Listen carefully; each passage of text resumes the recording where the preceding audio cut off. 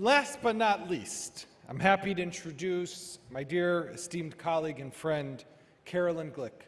Carolyn was a senior contributing editor at the Jerusalem Post, the recipient of numerous awards. She does something that many writers and speakers struggle with, which is translating tough issues into clear words that more than get her strong and powerful messages across. Ladies and gentlemen, please join me in welcoming Carolyn Glick.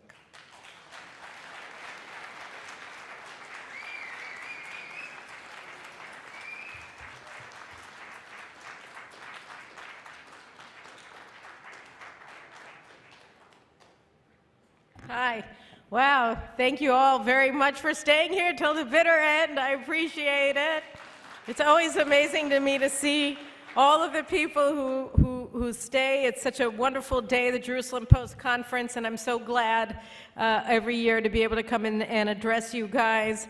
Obviously, I sign on to everything that Tzipi Chotobeli said as the author of the Israeli Solution, a one-state plan for peace in the Middle East. I think it's extraordinary. When I wrote my book in 2014, everybody said, oh, it's inconceivable that it'll happen, and now we see it's inevitable that it will happen. But I wanted to talk about a different subject today. And the thing that I had wanted to talk about today, along the lines of the panel that I was in earlier about anti-Semitism in the United States, I think it's important to talk about the situation really in the United States, and not only the bad things, but also the good things. So in order to do that, I think it's important to, first of all, step back a second and realize there are essentially today in America, as in the rest of the world, three types of anti-Semitism.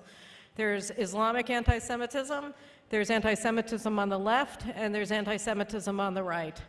And I think that we can say of the anti-Semitism on the right, the white supremacist neo-Nazi version of it, this is a very violent form of anti-Semitism. We saw it in Poway, we saw it in Pittsburgh, we see it in a whole spate of, hate mails and threats and everything that are being sent to Jewish organizations, to Jewish writers, to Jewish policymakers across the United States. It's a very dangerous phenomenon in the United States, as it is throughout the world, but there's one distinction between far-right white nationalist anti-Semitism in the United States versus the same type of anti-Semitism in Europe, and that's that whereas in other countries in the world, there are mainstream elements in the political realm that support right-wing anti-Semitism, there is no mainstream political element in the United States that is in any way willing to identify with or sanction right-wing anti-Semitism. So I think that to that degree, it's a violent, dangerous phenomenon, but it's a phenomenon that doesn't have any resonance in the mainstream political culture of the United States.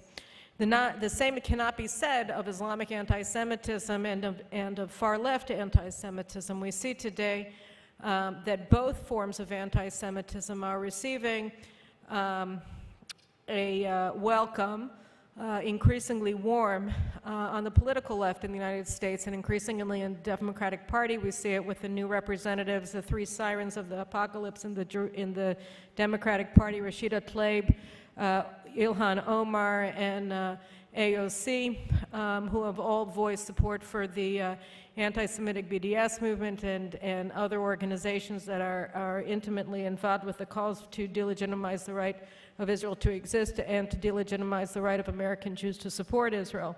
This sort of convergence of Islamic anti-Semitism and left-wing anti-Semitism in the BDS movement that's found roots in the Democratic Party is a very disturbing and dangerous phenomenon for Jewish Americans and really for the United States as a whole.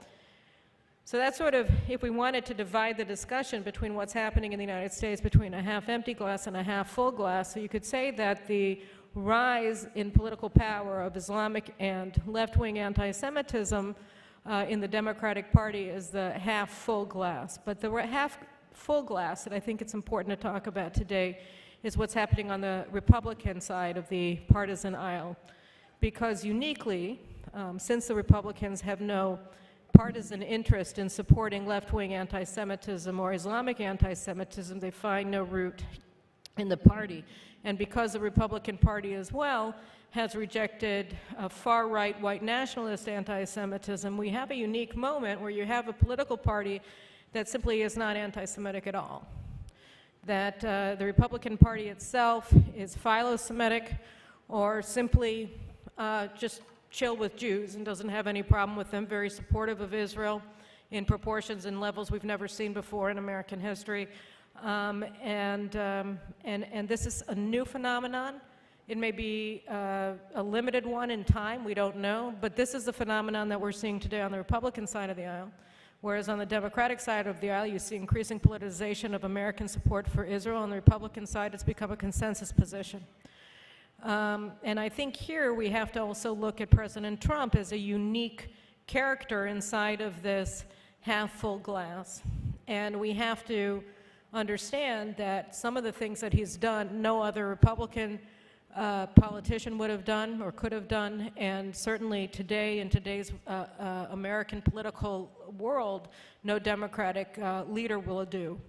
And part of this is because of his irreverence. He's attacked a lot for the way that he expresses himself, whether on Twitter or in other places, but the fact is that his irreverence, his willingness to take a stand that's unpopular, to poke his eye in the establishment in the United States is something unique and that is uniquely powerful. And I'm not sure that another president that didn't act that way and didn't view his position as an actor in politics as the way that Donald Trump does would have recognized Jerusalem as the capital of Israel and moved the U.S. Embassy to Jerusalem. I know, and I've spoken and written well of many lawmakers in the United States and politicians in the United States, many of whom predominantly are Republican in recent years, for their support of Israel. But Donald Trump did something that nobody else ever did. And we have to take a second and recognize the significance of it also from a Jewish perspective. Because at the root of his recognition of Jerusalem is a recognition of Jewish heritage and of Jewish history and of the Jewish identity of the state of Israel. We see it also in his condemnations of anti-Semitism. We see it, of course, in his withdrawal from the Iran deal that guaranteed Iran nuclear weapons within 7 years. And we see it also in his very different perspective on the way that we have to move forward in an attempt to resolve the Palestinian conflict with Israel. And there's something, a core Jewish value that Jason Greenblatt talked about today in the framework of the way that he views his family and their sacrifice that allows him to take on his job in the administration, which is hakarat tov, which is recognizing and thanking somebody for doing good by you. And I think that one of the most important things that may have gotten lost in all the partisan rhetoric in the United States, particularly in the Jewish community, is the ability to look at things as they are and to understand the uniqueness of President Trump's friendly position towards Jews in the United States, in Israel, and throughout the world, and to thank him, and to recognize it, and to thank him for being such a good friend.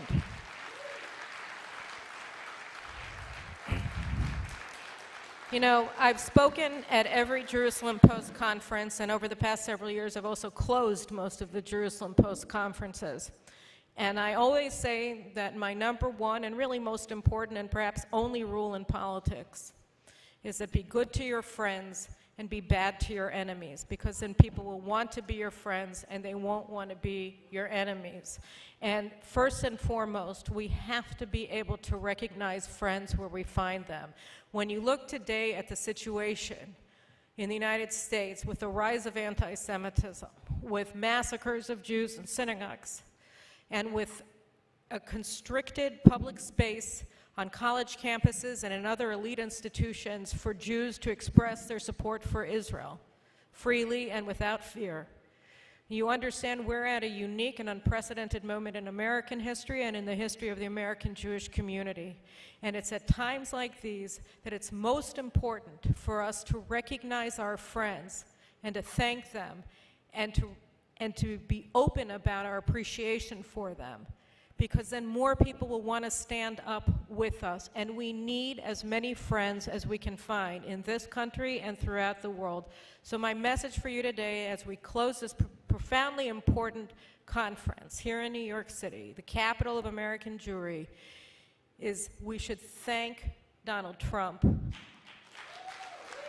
We should appreciate his friendship, and we should understand that appreciating our friends and thanking them and standing with them is the way to guarantee that others will want to be our friends as well, and that this unique period of the half-full glass, where the Republicans are uniquely not blemished by anti-Semitism at a time when the Democrats are increasingly infected by this disease, is a moment that we also have to capitalize on the good and make sure that it lasts as long as possible. That will also diminish the bad and make it last for a much shorter period than otherwise we might be anticipating. So thank you very much. God bless you. God bless the United States.